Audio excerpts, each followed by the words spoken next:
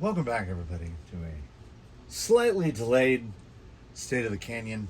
I must say, things sort of got away from me. So it's appearing this week on Sunday, wrapping up the week, as it were. Let us begin with what is fresh in my mind and allows me to move this to the trash. This is most of the pile of forbidden chocolate chips. It is by no means all of them. They kind of go all over the place. So if you want to make your canyon trails work real good, you got to take these off. Now, if you're taking these off, you probably won't have that many. And this all came to be simply because I want to try hunks on the LCG Ecto body build, which still hasn't quite gotten to a name yet. Nothing has really settled. So these tires are for that fella. They are nice and cleaned up.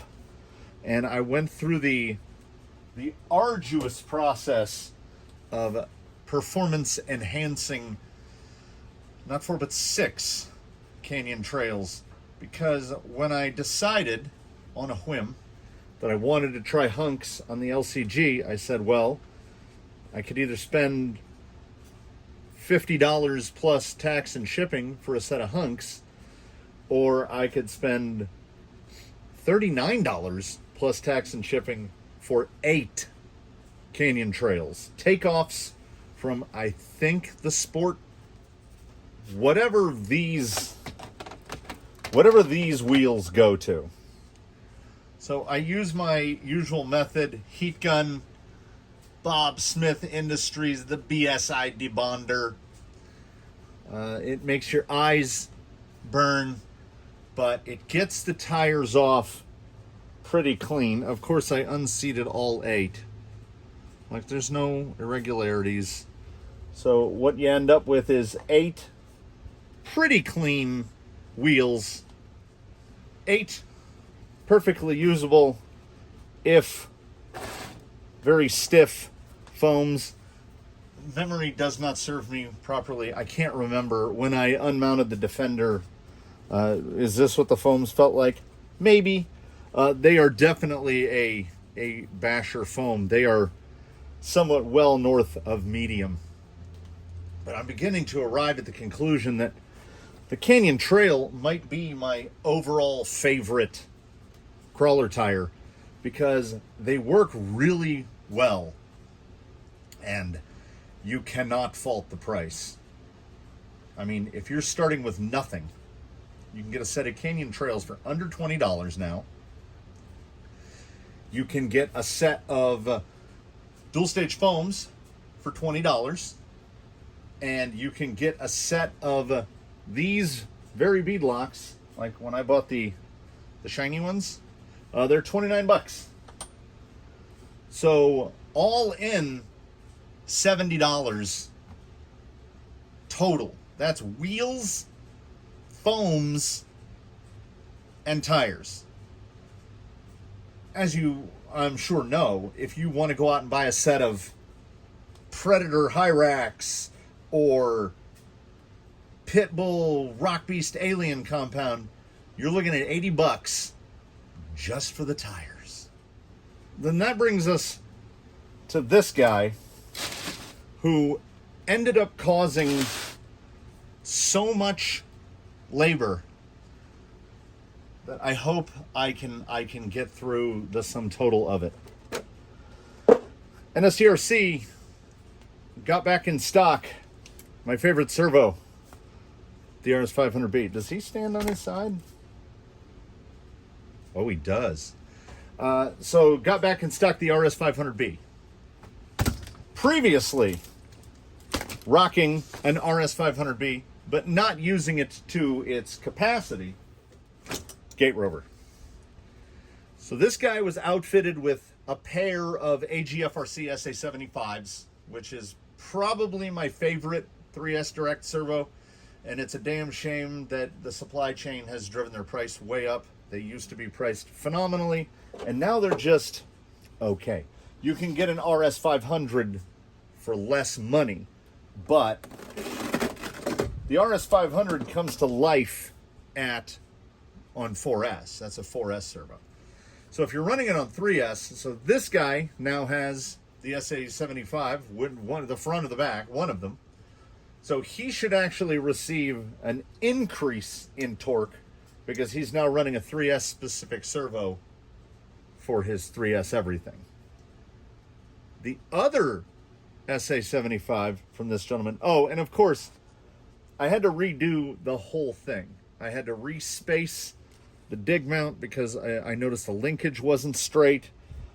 I had to remount like he came completely apart because to take the dig mount off, you have to take the motor out, and to take the motor out, I had to get the speed control off. It's not a perfect solution in terms of receiver box. I mean, there's a lot of zip ties holding that daisy chain together, but he does work well.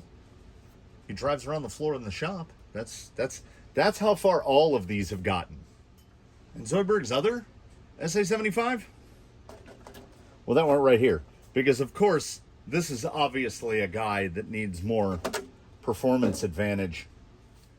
More parts left over from the builder's kit when we built the Ground Fox Origin. Still underway. And my buddy dug through the filing cabinet that we used to store spare partially used cans of spray paint, and there are a great number of them.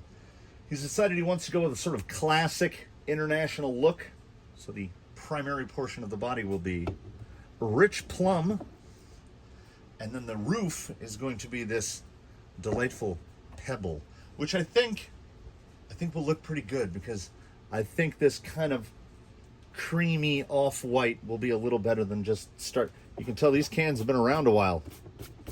Better than just like a stark white with the purple. And if you should ask yourself, have you built the body mounts for that? I have not. I need Delrin. I need Delrin plate. So the other SA75 went in here. And then all of Yella's electronics got remounted.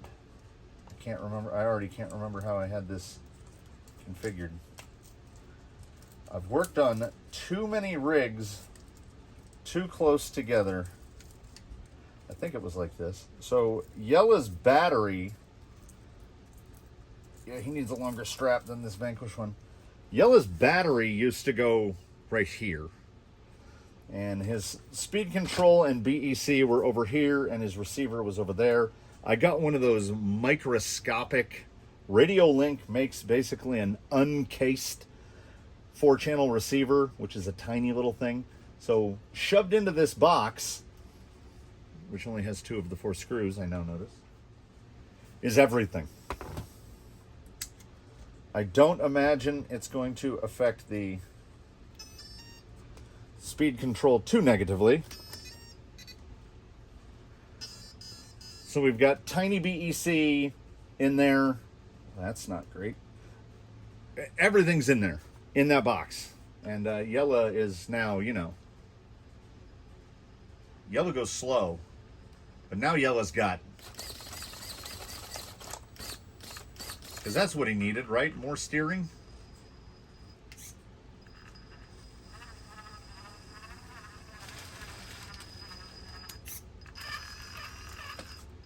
Yeah, so many things had to get redone, moved around, readjusted on this guy and the guy who will not make an appearance in this video because he has a video of his very own coming up very shortly.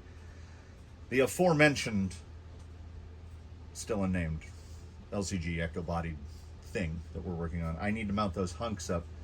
In his video, he will be driving on those hunks. There was something about the growlers that wasn't doing it. I don't know what it was. So, what we're gonna do, because it's the daytime, and it's hot. but it's not too hot. We're gonna go outside so you can see a bit of what I've been destroying my spine with this week. And we're gonna give a little bit of wheel time to everyone involved, because I've done all this work. I've moved all these servos, moved electronics around. Everybody was swapping things one way to the other. And in that time, I didn't wheel any of them. A rig has not touched wheel to ground since the video that went up yesterday, the Saturday evening video where I tried to light the LCG's 80-turn motor on fire. So in that interim period between the filming of that and the filming of this, I haven't turned a wheel outside this building. So Zoidberg untested, Gate Rover also. I'll talk about the Gate Rover a little bit more when we wheel him for a minute. Everybody's going to get a couple minutes. We're going to see positives, negatives of switching Jolly Green over to Canyon Trails, because there was just something about the hunks that didn't, I don't know. As I mentioned, either in a video or in a comment, I can't recall which, you don't really know until you try to push a rig how everything is working. Like under ordinary circumstances, you just go up a rock and down a rock and do a little trailing. You can't tell. You put some markers down and you try to go into a line that the vehicle specifically does not want to go in, and you find out what works and what doesn't. So when I'm doing something like, say, the Invitational, where all 16 rigs are competing against each other, and I have to drive them back to back to back to back to back, I find out pretty quickly what works and what doesn't.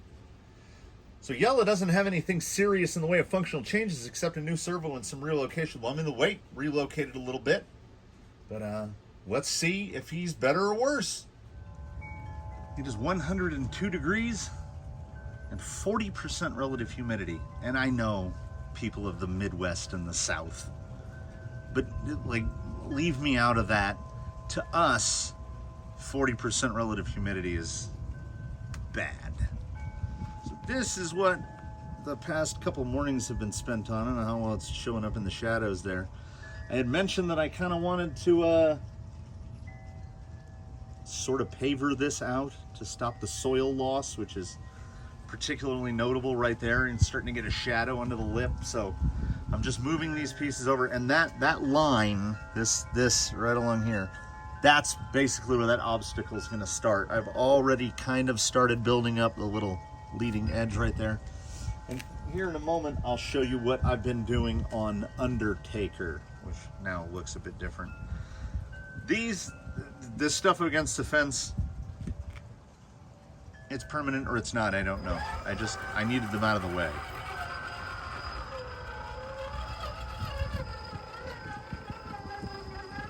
Oh, that breeze is good business.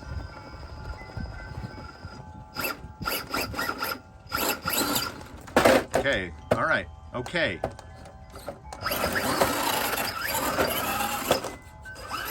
So I got a little too peppy there. Like I say, I forget how to drive sometimes.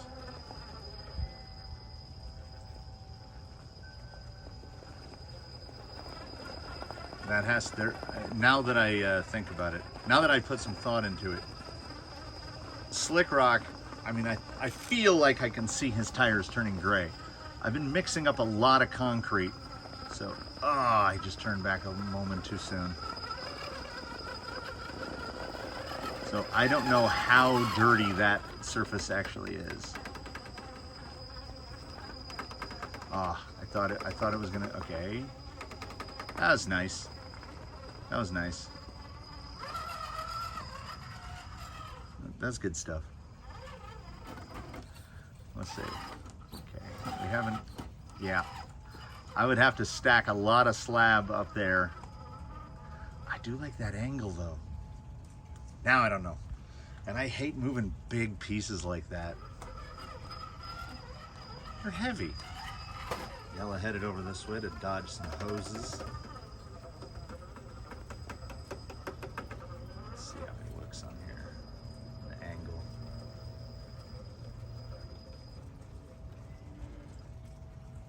Kind of a, so is it going to be slide then roll? Is it going to be straight to the roll? Is it just going to be a slide? You never know. It was just a roll.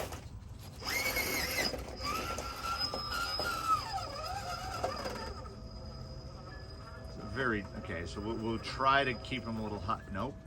The holds, well, like I think I've mentioned this. The tread block pattern means that at full side hill, you can really only maintain good side hill grip by giving the tire some attitude.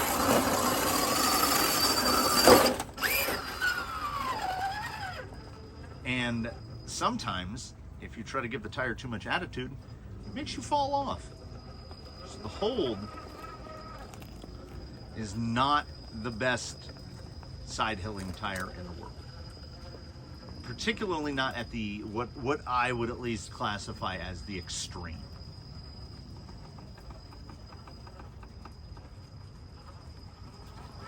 Get across that top. Oh, that's not good.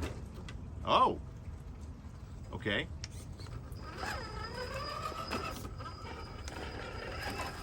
That ain't bad at all. I'm gonna try to kind of hide over here in the shade. Let Yellow, oh, watch out, Yellow. Some of this stuff is still a little soupy.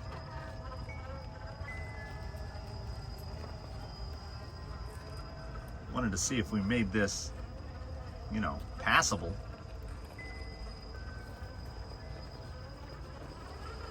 Oh, good. It's not just, you know, when you're piling up the rocks, the first worry is, and this is a funny thing, this is how you know you've been building obstacles for a little while. Your first worry is, oh no, we're gonna make it too easy. Oh, that was pretty.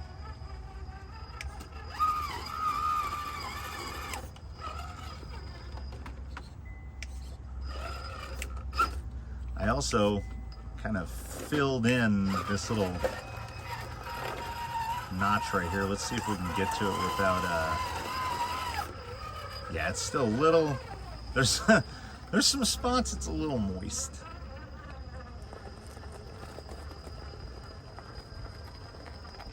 Yeah, it's a better transition, but it's still, it's not just a point and shoot. Couple more, a little more.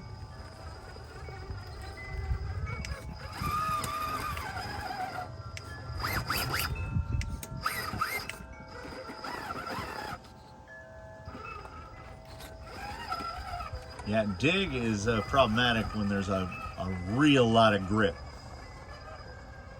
You know, sandstone in a bag, aka mortar mix,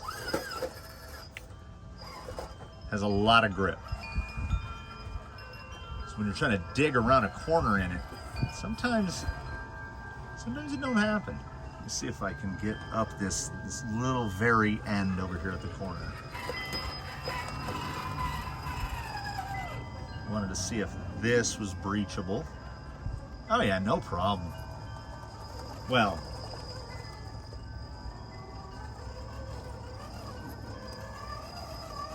a little high belly there. Oh, I like it. I like it. I don't mind a bump up. See how wet that is. Ah, I didn't leave tire tracks, so. Side hill across here. Oh yeah, this is a fun little section. Let me brave the sun for a moment. Let him attack the newest face of this, and then we'll grab somebody else. So I think I made a section that should be easier. Running this line right here.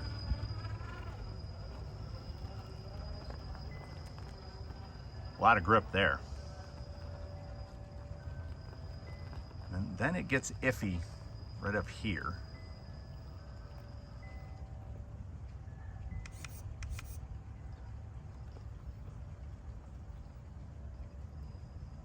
I mean, that wheel's getting really high, but he's keeping it down. Yep. All right, let's try approaching from there.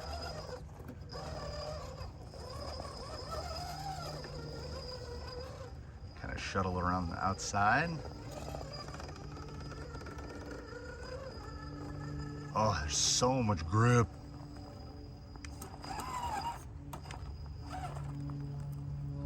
Can he make it back the other way? I think I'm gonna have to knock that slump block out, as it's kind of where you need to go. Or do we make it so you got to try to get around it? Yeah, that's good side hill, my friend. Almost clear of it, almost clear of it. Oh yeah, I like that rock. The placement of that rock is nice. Yeah, that's a fun little line there. Who's next? Zugberg now joining the 4S club.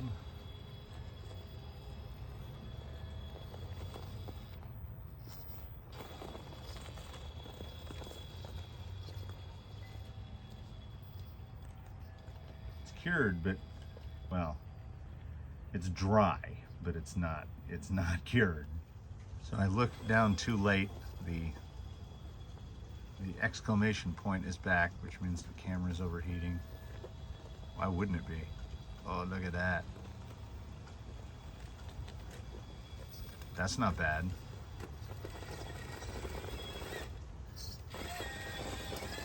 Shove it out of there. Need to get into a bump spot, really. Because if we go to 4S, it's for bumpability on a 900. It'll be interesting, you know, in cooler moments to see other rigs try to approach this first breach angle. It doesn't, it looks good. It looks okay. The worry is always there. Shoot back around it. Also, he's on 2.2 ruptures, so I don't think that's a real true indicator of ease or different, like just right up that. No issue at all.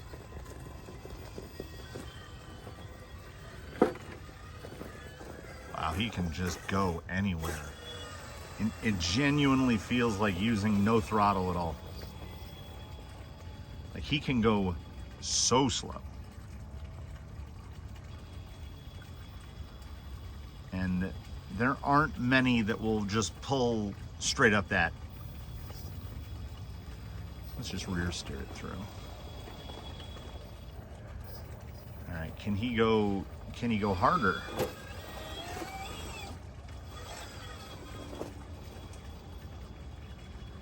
Can you pull here? Because I mean, his geometry and stuff has not changed at all. He does have a new front servo horn.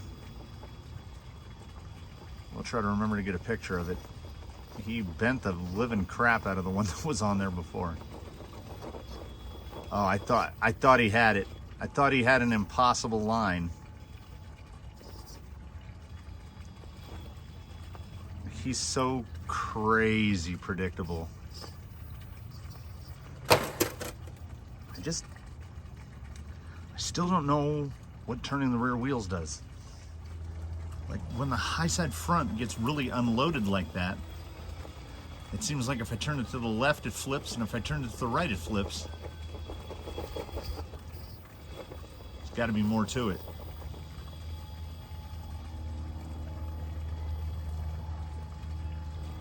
Yeah, it will go.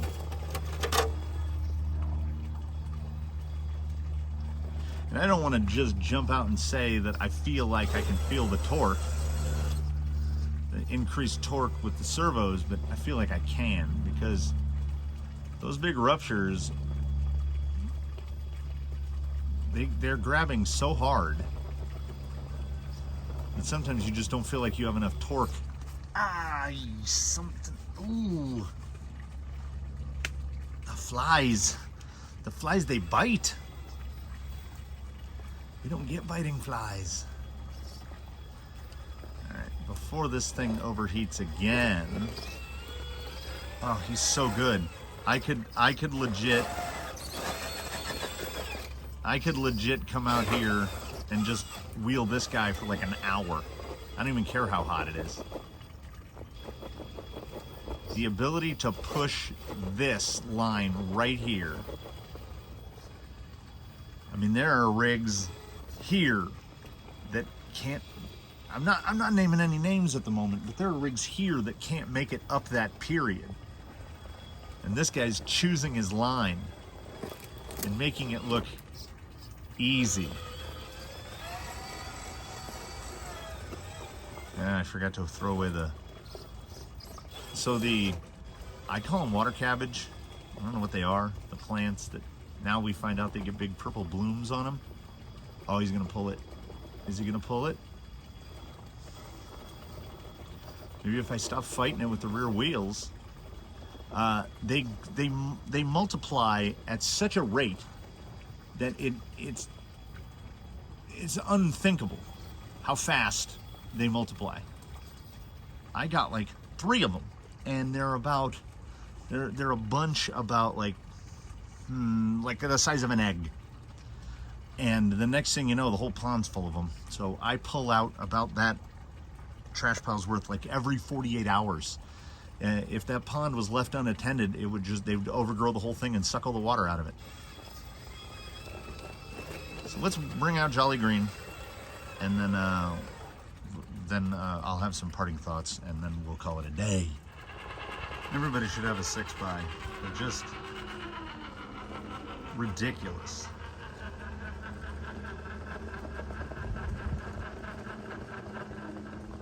And I carried this out of here because I didn't want to get the tires dirtied up, because I wanted to see how dirty is this. I mean, it's dirty. You can see, yeah, you can see how gray his tread is already.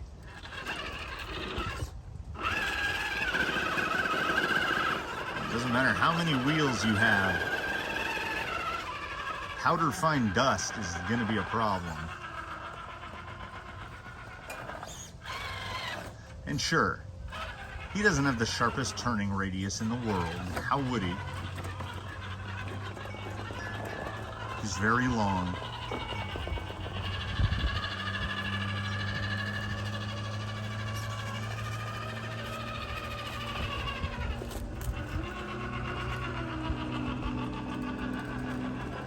Yeah, if anything, I don't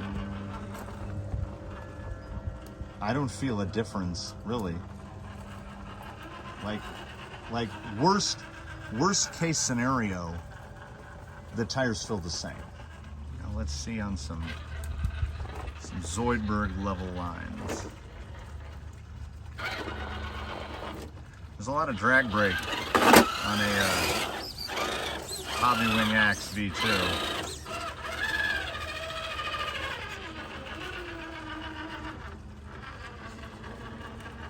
Six wheels, man.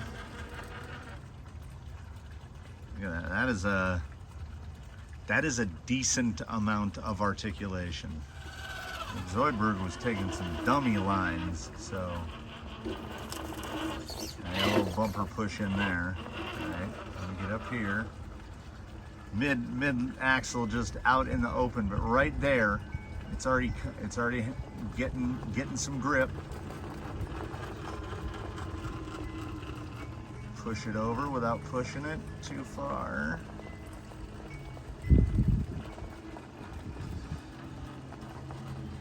So if you want to approximate the performance behavior of 2.2 ruptures, you just need 6 tires. Now, of course, Zoidberg's turning radius, Zoidberg could do donuts inside this. I mean, this guy has the turning radius of a super tanker. But at the same time, I don't think four-wheel steer would work. because unless you're on flat ground, there's usually only 2 axles touching the ground. Like right there, the middle tires are not touching the ground. Now they're touching the rock, but now you can see light coming under the rear tire.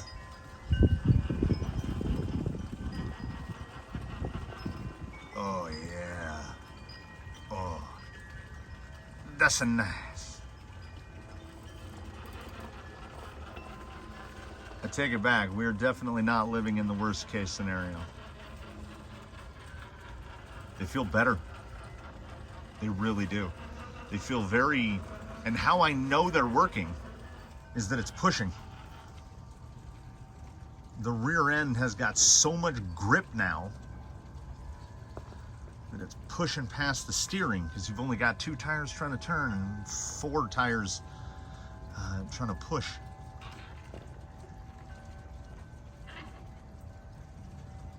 That is, it's not drag brake. It is definitely electric anchor status. But can he go sideways?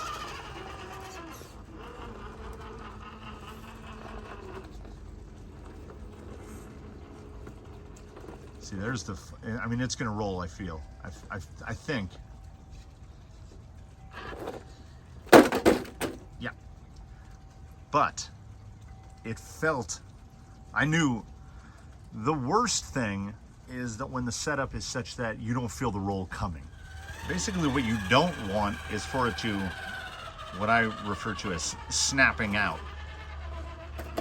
It's like snap oversteer, only it's snap flipping. And this guy doesn't do that. He is very sure-footed and predictable, and more sure-footed and more predictable now on 6 good old modded up dual stage foam canyon trails. And look at that. I think Jolly Green, oh, see, it's just all dirt in there now. But Jolly Green has found us what we're gonna build.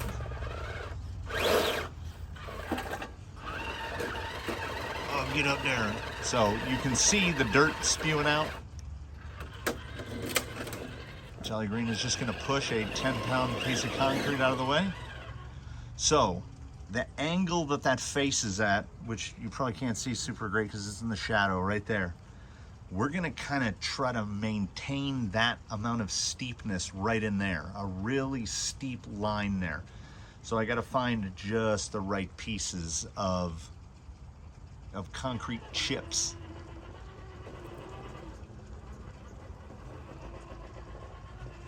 I can hear the lugs, but it's not the fup fup fup of slippage.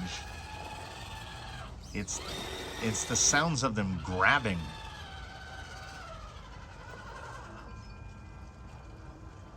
Yeah, the canyon trails are great. Out of the package, they are fair at best, because Traxxas gives you a basher foam glued to a plastic wheel, and honestly, they have too many lugs on them. This is how they should come. They're missing an opportunity. I mean, I know they aim hard at the RTR market. They don't even need to change the compound, because that's the beauty of the Canyon Trail. That compound is not exotic. I still think, I mean, they're a little bit softer than what comes out of a... Oh, man. It's a sad day, ladies and gentlemen. Oh, no. My bucket. My bucket has failed me. My $3 Walmart bucket has failed me. It's a good thing my bucket chair is still all right, because I will just zip tie it to a new bucket. I thought I was falling in a squirrel hole, and then my bucket just gave way. So what I was saying before I was so rudely interrupted by the failure of a paper-thin bucket is this is not an exotic compound. The Canyon Trail does not rely on fancy for grip. It's got a very, like, look how almost balloony they are, how blocky they are, like a downsized monster truck tire. And they've got good side lug. They present a big contact patch, which is what I think helps them. I can't tell how close I was to falling in the pit there. But, and because they're made out of a compound so hard, 5 years from now, those tires will grip pretty much exactly like they do now. They won't have dry rotted and age split apart. I have 10-plus-year-old slash tires. And for the life of me, I can't remember. They're the BFGs, the BF Goodrich. And they still, like, there's no age cracks on them. So the Canyon Trail will crawl. And it doesn't need nothing fancy to do it. Oh yeah, he's just going.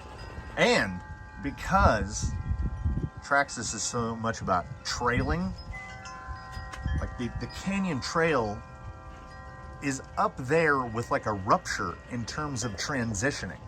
Because that whole section that he's in right now, that's just cleared out. Like, I haven't prepped anything there. So he's on wet dirt, loose gravel, concrete scrap, concrete that's dried but not cured. You can see all the different colors. Little chunks of loose, almost like riprap that he's going through. Canyon Trail ain't even care. It just goes over whatever. Let's just see if he can blast this piece of a curb right here. Can we get the bumper past it? Yeah. And if he can get the nose up, that means the middle can get up, and that means the rear is going to pull up.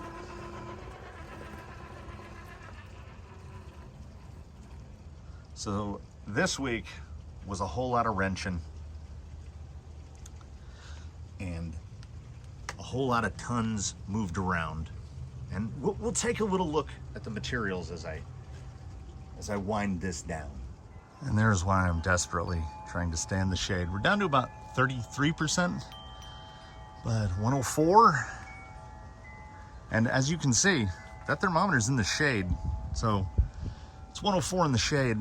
The concrete pile is a shadow of its former self. The pile of DG is about halfway done, but you know, I still got the cones out there. The rock pile barely looks dented, as I'm only using medium-sized stuff. I don't know. I know I'm going to rebuild this corner out. I'm going to continue this line. And then I've set this in with DG. And none of this is set in yet because I'm still working on building this whole line out farther. I like it better already. It hasn't been driven yet. It is definitely not ready to be driven. But I'm just happy with how much less of this. This pile was as tall as me. And now it's below the waist. So yeah, this whole corner right here, just round it out. I want to keep the opening there to there about the same. So I don't want to, I kind of have a little cut line right there. I want to get about one row. I got to find just the right rocks, dig in a little more to give a little transitional area. Because I'm trying to, like, I like how this is coming out. But over here just looks like trash. So this will be just the right size rocks and the right shapes to build up here. My God, the heat it's literally unbearable. Ramped out here because I had to pick a spot for this little piazza to end. I was worried initially because all the pieces are so irregular. I'm like, oh, how am I gonna walk on this? No, it's fine. It's fine. It's not even set in yet and it's fine. So there's where this place stands for the week. Here comes, what do they call it? 40 Baker? Whatever the police helicopter it is. It's gonna fly directly over my house. As it does. So there's there, and hopefully by the next time another one of these comes up, this will be done. Because I do have to find more. Like, these are all, they have red paint on them. You can't see because they're drying. So once that gets deck brushed off, it'll bring the red back out. I think it'll be a nice contrasty bit. I like it. I don't know about anybody else, but I like it. And now no more problems with transitioning. No more problems with soil loss. Now when pine needles and Palo Verde twigs drop on it, I can just blow it off with the blower.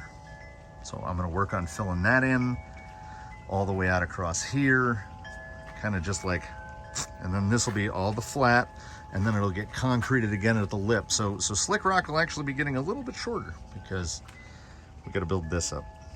And I hope there are enough pieces in there to finish this out, but that is definitely for another week. I need to sit down. So thank you all for watching this one. I believe, if memory serves, tomorrow will be the last group of round 2. Group E should be up tomorrow. And no spoilers, but there's some more information there at the end. So stick through that one to find out the slightly altered course of the future of the Invitational. And as usual, I wish I could wish everybody a happy weekend, but this is like, the weekend's over by the time this is up. So have a good week, I guess. Try not to move too much heavy stuff. Leave that to me, you know. Have a good one, everybody.